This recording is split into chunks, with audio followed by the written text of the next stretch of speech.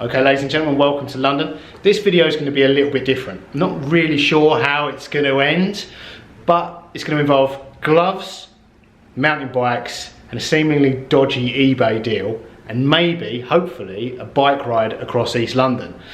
So, first up, gloves. I'm a big fan of these North Face Etip gloves. They work with smartphones and smart devices. You don't have to take your gloves off to use your phone. They work almost as good as your fingers. However, I lost one, the other half of this pair, while I was filming for Christmas. It's 1 week until Christmas here. I don't know when you're watching this, but right now we're a week away. So I needed a new pair of gloves. I've got a new set of the latest North Face Etip gloves. So I want to unbox these. I'm going to test them out, hopefully, on a bike ride across East London, and that's where the mountain bikes come in. This is my current mountain bike. It's a Roberts, no relation. They're made here in England, handmade, hand built. However, I've kind of ridden it into the ground. It needed a service a year ago. That's why I've got to pick up a replacement bike while this one goes in for a service. So I use it almost every day. First of all, the front brake started sticking, so I just removed the front brake.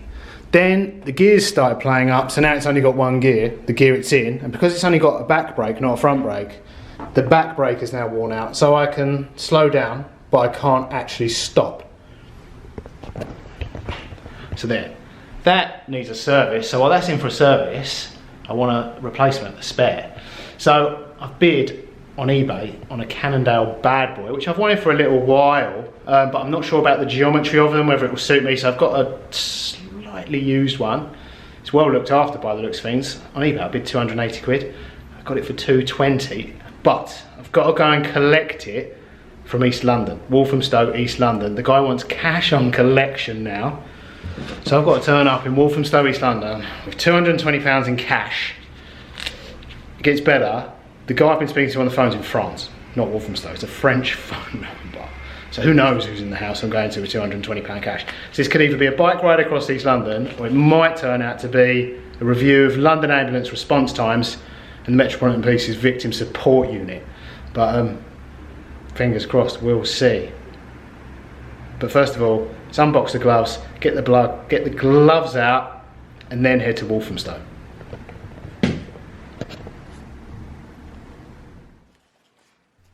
These North Face Etip gloves are power conductive, which means you can use them with touchscreens just like you would your fingers. So you can use your smartphone without removing your gloves, which means you can answer phone calls, skip songs, even update your Instagram without taking your gloves off. And the previous pair I had worked really well. This is a new design, so I'm going to test them out today.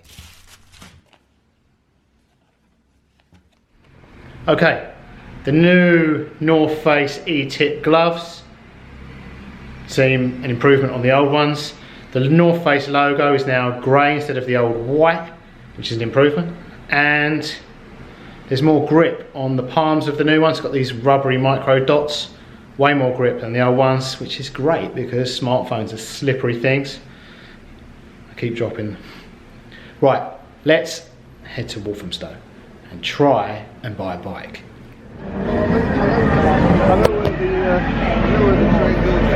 Okay, welcome to London's Victoria Station at rush hour. I need to get a Victoria line tube from here all the way to the end of the line, Walthamstow Central.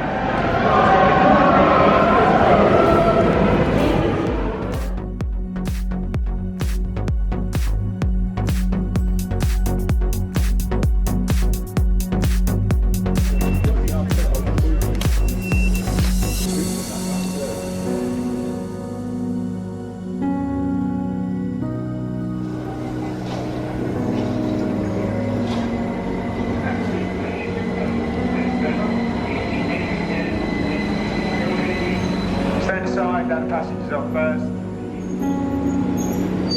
And clear of the closing door. Right doors.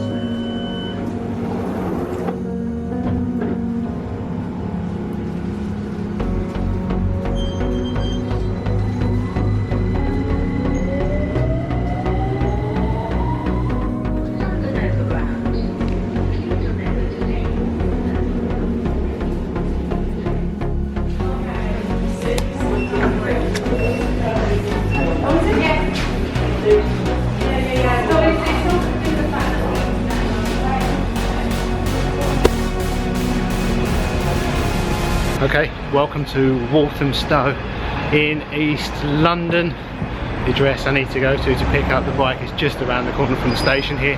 So let's go and find out if I'm buying a bike or getting robbed.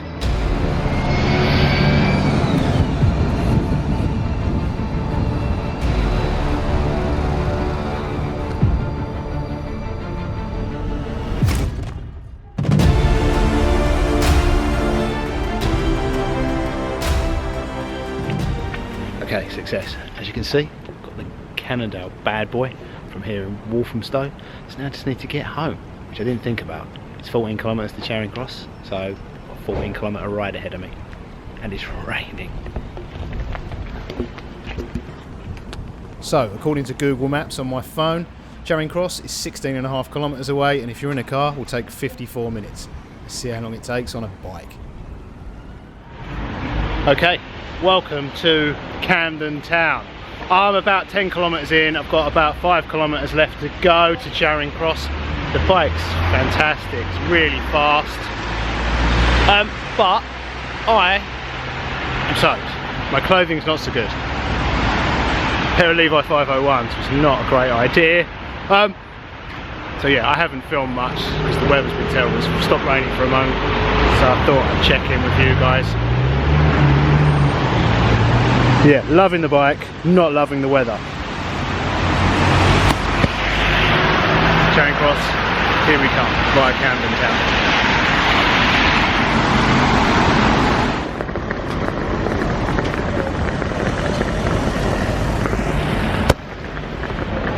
Okay, I've ridden the bike from Walthamstow in East London to Charing Cross station. I'm going to get the overground train home, which you can put bikes on.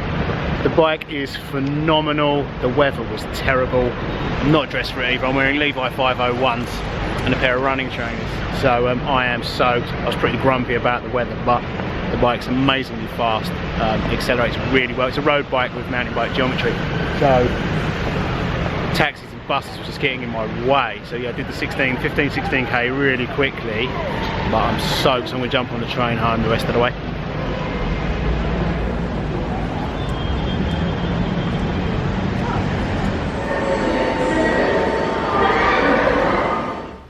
So I made it home, I survived with the bike, went to a stranger's house in East London with a big wad of cash in the hopes to buy a bike, and it panned out. The guy turned out to be really nice, so I got a great deal. £220 for a bike that retailed for £1,200. So the bike ride, I couldn't share too much of it. As soon as I got to the guy's house in Walthamstow, it started hammering down with rain. It stopped briefly while I was in Camden, but then it started again and didn't stop all night. So the bike ride was miserable. Not because of the bike and the gloves, they were great. I turned up in a pair of running shoes, Levi 501s, a hoodie, a woolly hat, and a slightly almost waterproof coat. So I got soaked very quickly. I was wet right through. It was like I'd been submerged from the waist down. Boxer shorts, socks. When I walked across Charing Cross station, I was squelching. My shoes were so full of water. So it was cold, wet. I was miserable most of the way. The bike was great, the gloves were great. So for those of you wanting my review of the gloves and the bike, the short story is, I love them, they're great. Let me explain why. So I love the bike, the Cannondale Bad Boy. It's the spec of a road bike, and it's a Cannondale, so a good road bike, but with the geometry of a mountain bike. So for me, it's a better riding position in the city. Plus, there's this switch on the handlebars that turns the front suspension on and off. On good sections of road, you can make it rigid and it's faster. On roads with holes in, and there are plenty of those here in town, especially in winter, it's better with the suspension on. It's a great feature.